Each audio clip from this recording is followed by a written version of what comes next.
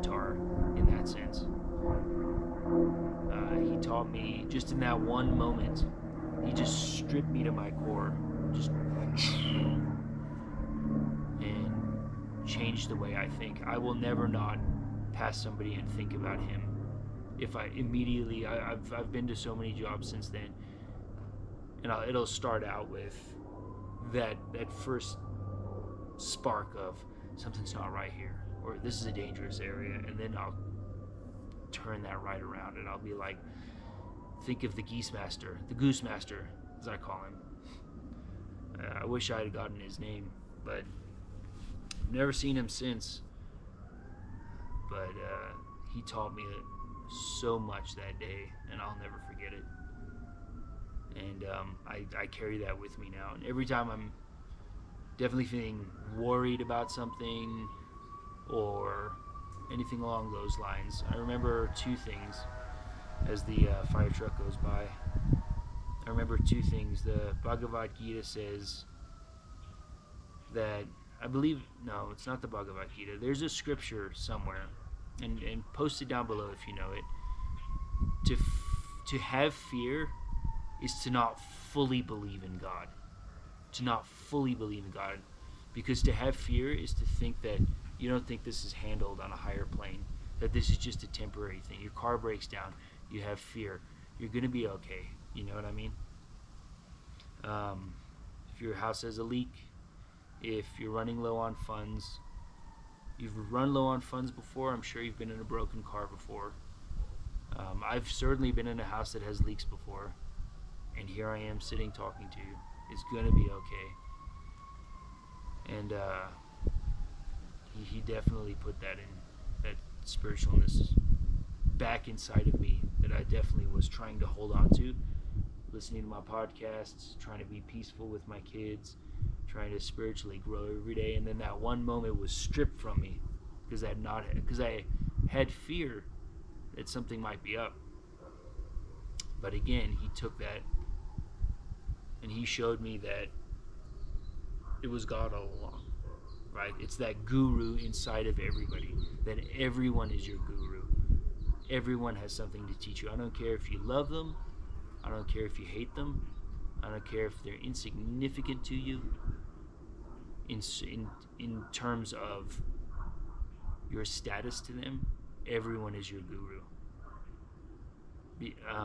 I'll give you another perfect example of this guru thing. I have a good friend of mine, and when I say you love someone, I have a good friend of mine who, his daughter was having an issue with her car, and it ran terrible.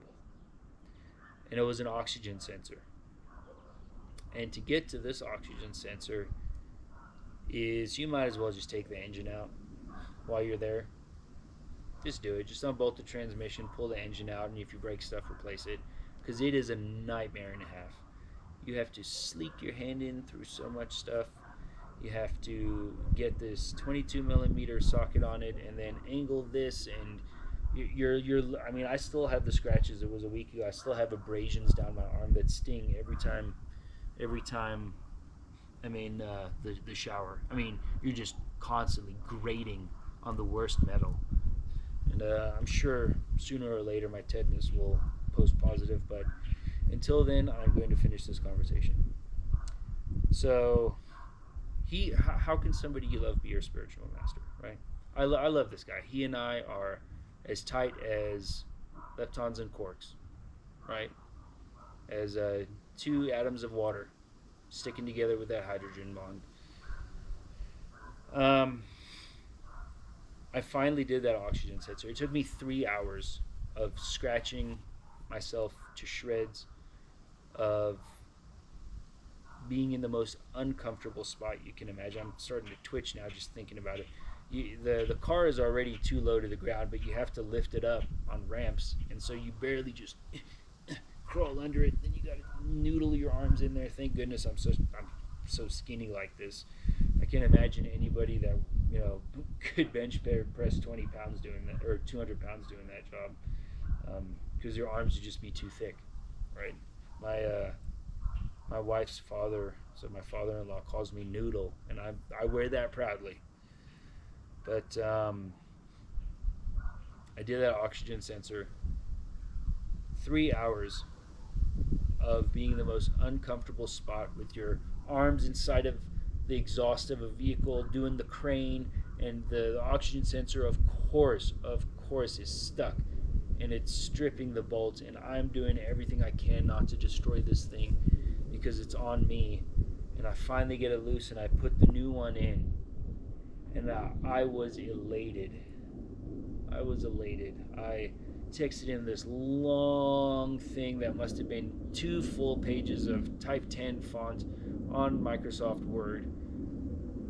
No spaces in between lines, you know what I mean? Just, hey, we got it fixed, man. I had to do this, that, and I was almost jumping for joy that the job was done. And he texted me one word back. Cool. I probably looked at that text message for about 30 seconds, not moving. I don't even know if I breathed. My heart might have stopped. Where he just said, cool. I can remember the exact feeling right now. Cool. That's it. I wanted to say to myself, that's all you have to say is cool after, but he didn't go through that, right? We're all going through our own stuff. We all have to realize that we're all going through our own stuff. He's probably driving, I think he was driving, from one city to the other at the time. He probably didn't have time. I wasn't thinking about that, right? I just spent 3 hours under a car scratching myself to death. The Bhagavad Gita, and even Buddhism, right? But the Bhagavad Gita specifically says, or at least the text on Krishna say, do the labor, but don't expect the reward. Do the labor, but don't expect the reward. And what that references is, do good things, but don't expect good things to happen to you, right? Because this is not a transaction. It's not a transaction. This is, do something good, because that is your duty as a human being. Don't expect twofold. This is not I put groceries on the counter and I pay for them. I'm not buying my karma in that sense. It is your duty to do good. Perfect example. Unless you are horridly unhygienic, do you expect to thank you every time you brush your teeth? Do you expect to thank you every time you take the trash out? These are things you should do.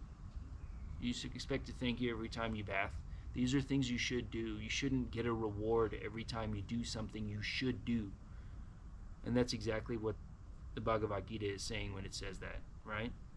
This is not a transaction. I'm not trying to buy my own karma. I'm not going to go work at the food bank for 7 days in hopes that I'm going to get a mansion and win the lottery, which gambling, of course, is against the Bhagavad Gita and Hare Krishna in general, but you understand the reference. But I didn't remember that at the time. Of course, I was somewhat emotional, going through my own journey, somewhat emotional, getting that oxygen sensor back on, elated, jumping for joy, and somebody didn't share my passion, and that kind of deflated my bubble. But at the same time, do your job. You don't expect the reward, because this is the Buddhist aspect. Remember I said the Buddhist aspect is that I put emotion into that, and I was expecting something back. Don't expect anything. Don't expect good things to happen. Don't expect bad things to happen. Don't expect anything to happen. Right? Just go with the flow of life. He said, cool. All right. We're done with this job. Let's go. There's coffee waiting for me at home. There's lunch waiting for me. I'm done with this job. I'm going. Right? This is not a party. You got an oxygen sensor in. Let's go. We got other stuff to do. Now that may seem a little bit callous in the sense of not jumping for joy whenever you do something, or you get a promotion at work and not jumping for joy. But when something bad happens, it's just going to pop that bubble, right? So there's always 5 good things that happen, and then you're on top of the world. And this is the lesson in life that is always shown to you. 5 good things happen to you. I'll give you a perfect example. My sister, she's buying a house right now. She just got a brand new truck that I bought her. She's going back to school on a GI Bill. All these good things are happening to her. She is on top of the world. And I know within the next week there's going to be a bombshell and she is going to be super depressed because it's this constant wave. It's like a coffee high, right? You drink your coffee, you get this high, and then you got the crash. So what do? You drink more coffee. You try and find something. You treat yourself. I feel like terrible. I'm going out to eat. You got that high. You got to ride that mountain, and then once all those nice calories wear off, you feel like death. Right? You feel terrible that you have all this fat in your system, all this gluttonous food, and it's just this constant. And the Hare Krishna movement and Buddhism, which I first started with, kind of says flatline. Because otherwise you're just going to be up and down this mountain and it's never stopping, right? It's like the thoughts in your head. I believe Thich Nhat Hanh said, it's like the thoughts in your head constantly coming. They're never going to stop. It's like the waves of the ocean, right? You could have that high, you could have that low, you could have the high, have that low, and then maybe a little bit of squiggly in between, then high, low, high, low. If you don't have the expectation of reward, you're just going through life, loving where you can, helping where you can, then even a cup of coffee is going to be your high because you have to zoom in to see it, right?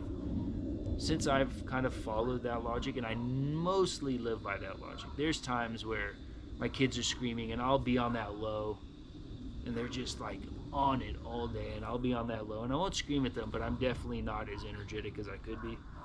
Or there'll be times when I fix an oxygen sensor for 3 hours and it finally works and I did well by the customer and I'm on that high, and then I crash again, and then I go back to that what's called isometric line, right, where I'm like, okay, reset. Shouldn't have been so ecstatic to do it in the first place. It's an oxygen sensor, right? If I didn't do it, the next shop would have done it. Let's go back. I want to go see my family. Let's get done with the day so I can go see my family. Go have my cup of coffee. Go do something. Because otherwise you're just going to ride that high and low, high and low. So hope what I'm saying makes sense.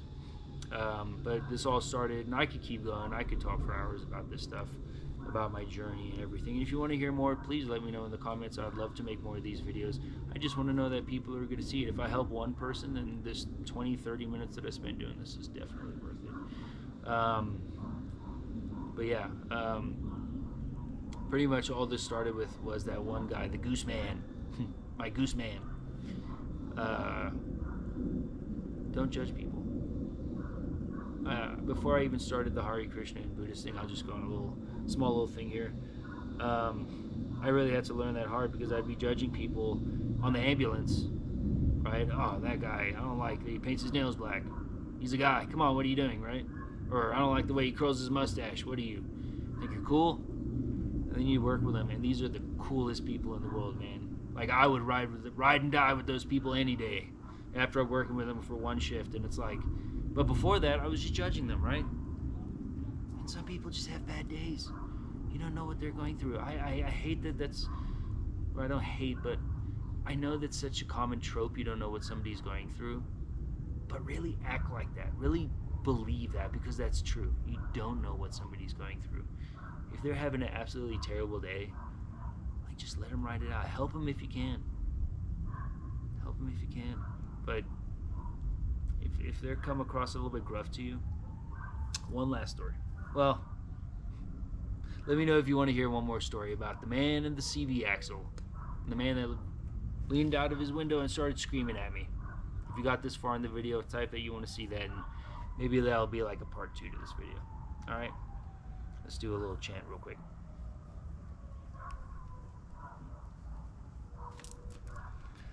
Hare Krishna, Krishna Krishna, Hare Hare, Hare Rama, Rama Rama, Hare Hare, Hare Krishna, Krishna Krishna, Hare Hare, Hare Rama, Rama Rama, Hare Hare, Hare Krishna, Krishna Krishna, Hare Hare, Hare Rama, Rama Rama, Hare Hare, Hare Krishna, Krishna Krishna, Hare Hare, Hare Rama, Rama Rama, Hare Hare. Blessings to Prabhupada, Swami Prabhupada, and then definitely blessings to Krishna. Changing my life one day at a time. The more I learn, the happier I am. And wherever you are out there, I just hope you find your happiness too. Take care.